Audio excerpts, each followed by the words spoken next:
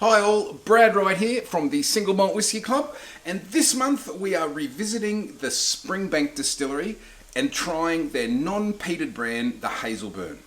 As I said in last month's review, the Springbank Distillery is the oldest family-owned distillery in Scotland. They employ all traditional practices, they malt their own barley, use the traditional water source, as well as bottle and label in-house. In short, every step from the malting of the barley to the final stage of bottling is done by the Springbank Distillery. I guess you could say they take their quality control pretty seriously. We spoke about the distillery's origins last month, so this month I'd like to tell you a bit about how the current owner of the Springbank Distillery, who's the great-grandson of the founder of the distillery, saved the Campbelltown whisky region. Back in 1851, Campbelltown was at its peak of whisky production. In fact, at that time, it was Scotland's largest producing region. 29 legal distilleries and at least 50 illegal stills were operating at full speed. By the year 2000, only 2 distilleries had survived and were still producing, Springbank and Glen Scotia. So what happened? Well, the first tremor happened when a major blending company, Patterson's of Leith, not only closed down but defaulted on its debts in the process, and most of these debts were to local distilleries. Straight away, the closure of Patterson's caused 10 distilleries to declare bankruptcy as well, and all of a sudden investor confidence in the Campbelltown region crashed, and coupled with an enormous surplus of Campbelltown whisky, which caused prices to further plummet, meant the region's whisky industry was in a world of hurt.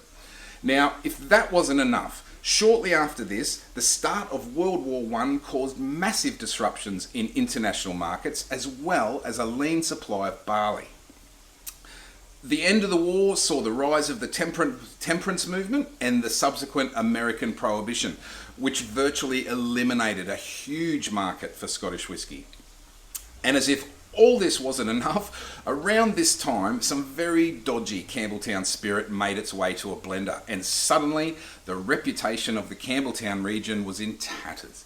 Rumours even circulated that a Campbelltown whisky was being matured in ex-herring casks. Yep, that is used for holding salted herring fish.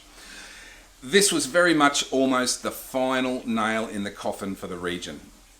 So as you can see, it was a perfect storm of contributing factors that ended Campbelltown's dominance of the Scottish whisky market. By the year 2000, only Springbank and Glen Scotia distilleries remained. Around this time, the Scottish Whisky Association began to discuss declassification of Campbelltown as an official whisky region. Luckily, the then and current owner of Springbank Distillery, Hedley Wright, who's the great-grandson of the original owner and founder, and fiercely proud Campbelltownian, decided this wouldn't do. So in 2002, he bought and began restoration of the Glengyle Distillery. By 2004, it was once again a working distillery, bringing the number of Campbelltown distilleries up to 3, which matched the number of the lowland distilleries, and so the Campbelltown region was saved from declassification. Okay, the whiskey. This is triple distilled, aged in bourbon casks, and so we're expecting a fairly light and breezy sort of a whiskey, I suppose. Let's have a look. Okay, the colour is light yellow. As you can see, definitely gives a indication of the bourbon maturation. Let's have a little pour.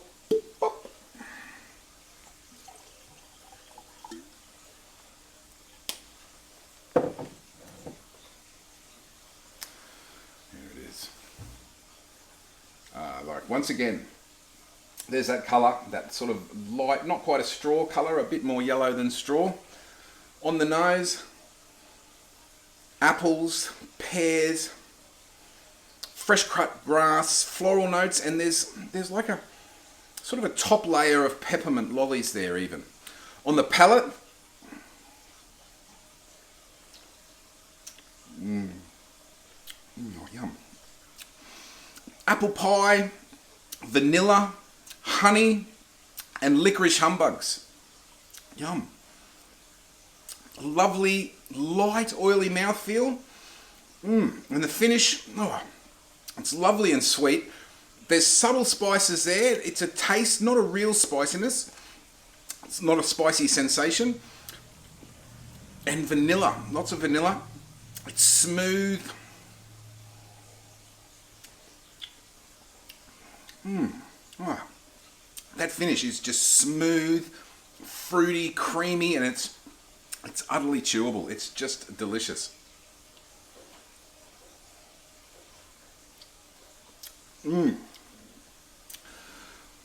Well, that's it for me for this month. I hope you enjoy the Hazelburn 10-year-old from the Springbank Distillery. It's a beautiful, light, fruity, floral, vanilla-y whiskey. All the hallmarks of a good bourbon-aged cask. Absolutely delicious. Get some. That's all from me for this month. Until next month, Slanjavar.